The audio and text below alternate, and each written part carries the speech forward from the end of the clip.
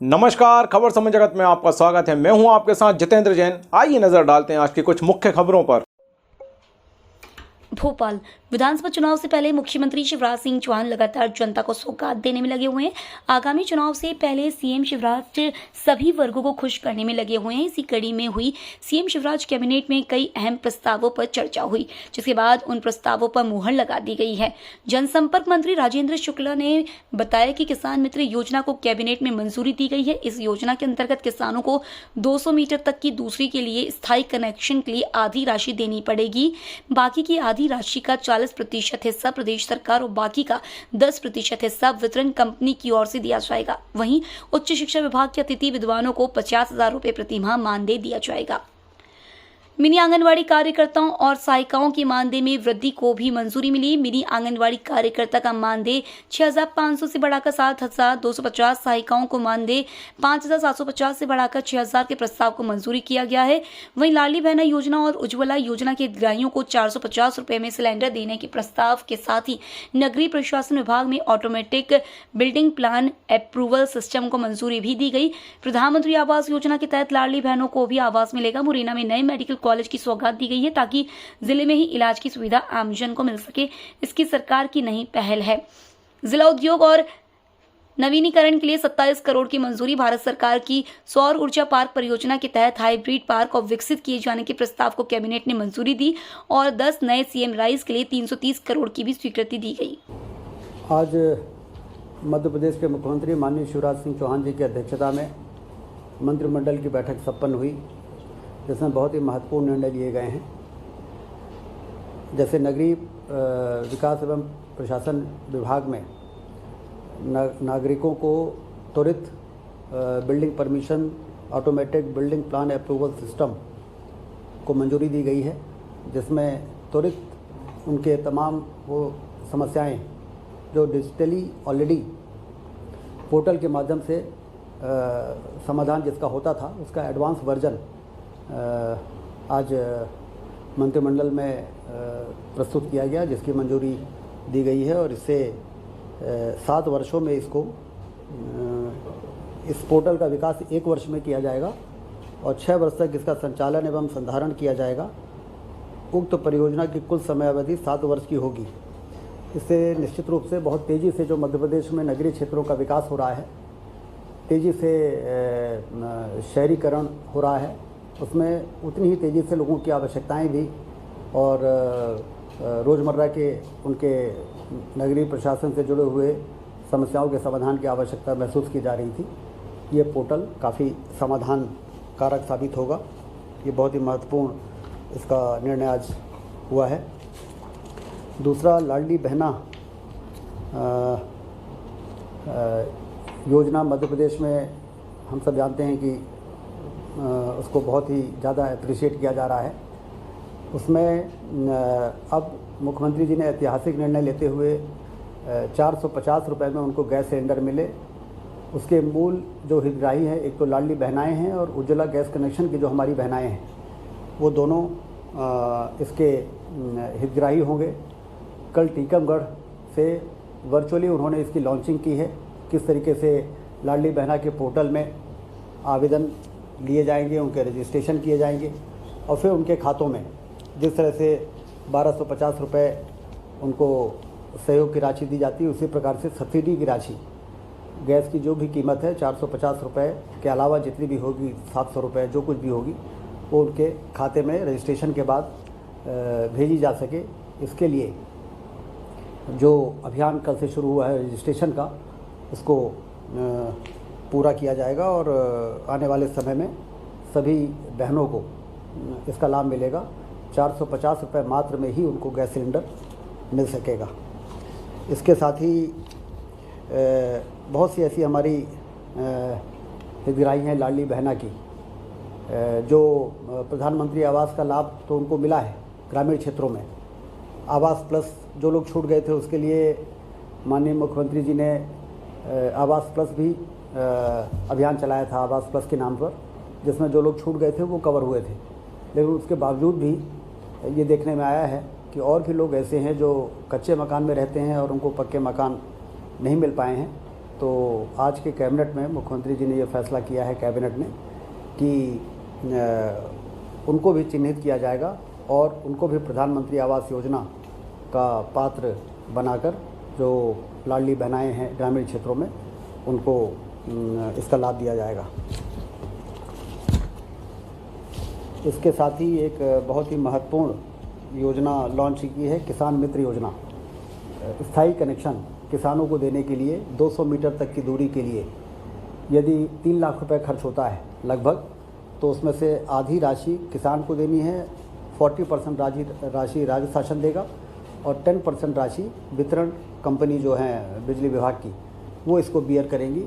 ये लंबे समय से किसानों की एक मांग रही है, जिसको आज मंत्रिमंडल ने, कैबिनेट ने उसको मंजूरी दी है और अब हमारे यहाँ के किसान आवेदन कर सकेंगे और समूह में भी कर सकेंगे। ज़रूरी नहीं है कि एक किसान ही को 3 लाख रुपए में आधा बियर करना पड़े। तो 4-5 किसान मिल के आवेदन कर सकते हैं और उसमें यदि 3 लाख रुपए में 50% है तो 4-5 लोगों में वो बटेगा, तो एक आसानी से स्थायी कनेक्शन उनको प्राप्त हो सकेगा। किसान मित्र योजना की भी आज यहाँ पर मंत्रिमंडल ने मंजूरी दी है, उसको शुरुआत की है। उच्च शिक्षा विभाग के जो अतिथि विद्वान उनको भी मंत्रिमंडल ने विधिवत मासिक 50,000 रुपये उनको मानदेय मिलेगा और कार्य दिवस के आधार पर नहीं, मासिक आधार पर। और उनको एक सुरक्षा का भाव रहेगा कि आने वाले समय में जब तक उनका रिटायरमेंट नहीं होता उनकी जो सेवा है वो जारी रहे। ये विशेष तौर से कैबिनेट ने इसको आज मंजूरी दी है।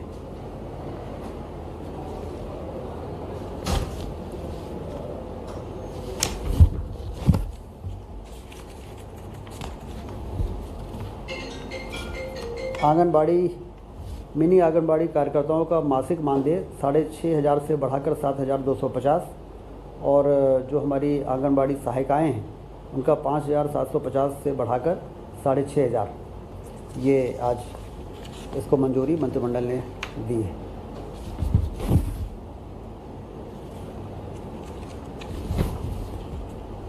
मुरैना जिले आया जाए तो 31वां ये चिकित्सा महाविद्यालय है, जिसको आज सैद्धांतिक रूप से मंजूरी दी गई है। चिकित्सा के क्षेत्र में डॉक्टर ज़्यादा से ज़्यादा हमारे पास उपलब्ध रहें और हमारे प्रदेश के नागरिकों को इलाज के लिए प्रदेश के बाहर ना जाना पड़े, जिलों में ही उनका इलाज ठीक प्रकार से हो सके। इस दिशा में जो सरकार की मंशा है उस कड़ी में एक महत्वपूर्ण निर्णय आज ये लिया गया है।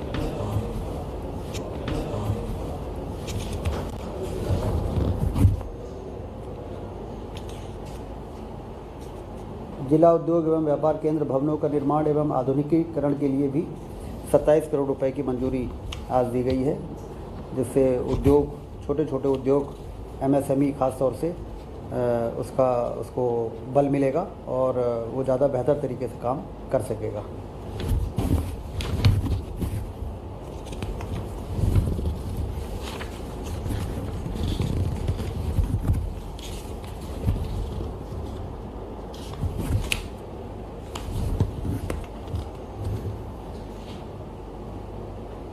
भारत सरकार की सौर ऊर्जा पार्क परियोजना के अंतर्गत ultra mega renewable energy power park mode में 1400 मेगावाट का मुरैना एनर्जी स्टोरेज आधारित हाइब्रिड पार्क के लिए रम्स सौर पार्क परियोजना विकसित किए जाने हेतु मंत्रिपरिषद के द्वारा अनुमोदन प्रदान किया गया है। ये बहुत ही महत्वपूर्ण निर्णय आज हुआ है, क्योंकि हम सब जानते हैं कि ऊर्जा को संरक्षण करना का विषय हमेशा से रहता था कि ऊर्जा यदि है और हमें अभी आवश्यकता नहीं है तो उसको हम स्टोर यदि कर सकें तो जब हमें आवश्यकता होगी तो हम उसका उपयोग कर सकते हैं।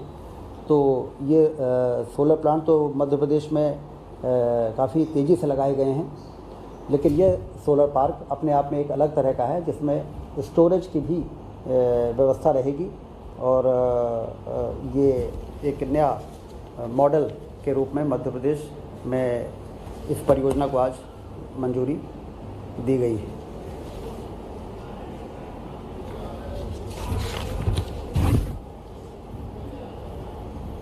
जनजातीय कार्य विभाग में सीएम राइज योजना के अंतर्गत 10 सीएम राइज विद्यालय भवनों के निर्माण कार्य इस हेतु लगभग 323 करोड़ रुपए की प्रशासकीय स्वीकृति आज मंत्रिमंडल ने दी है।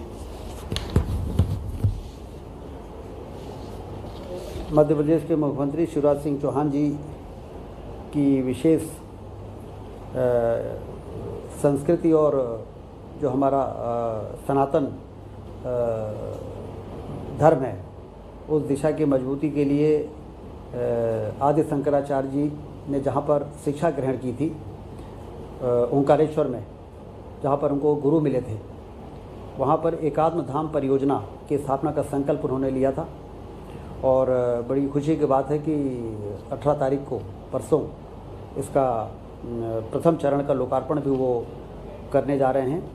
इसमें पूरी तरह से एक अद्वैत लोक और मानधाता पार्किंग और कंप्लीट लैंडस्केपिंग के साथ ये काम पूरा हो। मूर्ति के अलावा, मूर्ति तो 108 फीट की लग के तैयार है, इसके अलावा उस पूरे परिसर का समग्र विकास के लिए आज कैबिनेट ने 1535.79 करोड़ की स्वीकृति प्रदान की है। और यह जो स्थान होगा जिसमें आदि शंकराचार्य जी के संग्रहालय अद्वैत लोक अंतर्गत निर्माण एवं संचालित की जाने वाली जटिल गतिविधियाँ और कई प्रकार की न सिर्फ धार्मिक पर्यटन का एक बहुत बड़ा केंद्र बनेगा हमारे देश के अंदर, बल्कि दूसरी ओर हमको ये भी एहसास कराएगा कि हमारे देश की जो सबसे बड़ी ताकत है, जो अद्वैत का सिद्धांत प्रतिपादित किया था आदि शंकराचार्य जी ने, उसको न सिर्फ हमने उसका संरक्षण किया बल्कि हमने उसका संवर्धन भी किया है, जिससे बेहतर तरीके से माननीय मुख्यमंत्री जी की विशेष इस दिशा में रुचि रही है कि आने वाली पीढ़ी को हमारी ये जो सनातन संस्कृति की जो हमारी ताकत है वो ट्रांसफ़र हो नई पीढ़ी में और नई पीढ़ी भी अपनी इस विरासत के साथ आगे बढ़ सके। तो इस दिशा में 1535.79 करोड़ की स्वीकृति आज कैबिनेट ने दी है। बायोटेक्नोलॉजी पार्क का स्थापना नीमच जिले में किया जाएगा, इसका भी अनुमोदन आज यहाँ पर किया गया है। इसके लिए जो आवश्यक बजट है 1998 लाख का उसका प्रावधान किया जाएगा।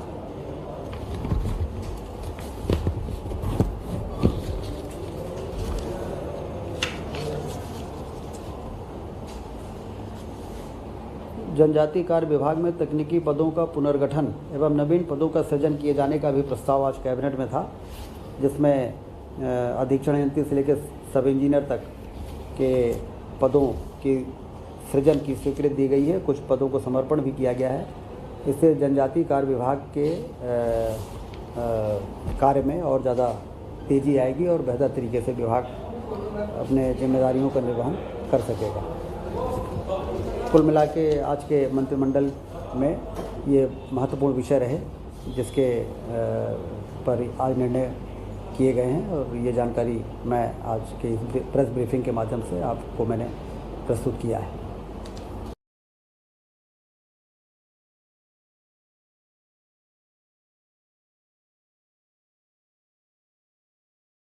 खबर समय जगत के लिए संवाददाता आदित्य सराठे की report. For latest news, subscribe to our channel and press the bell icon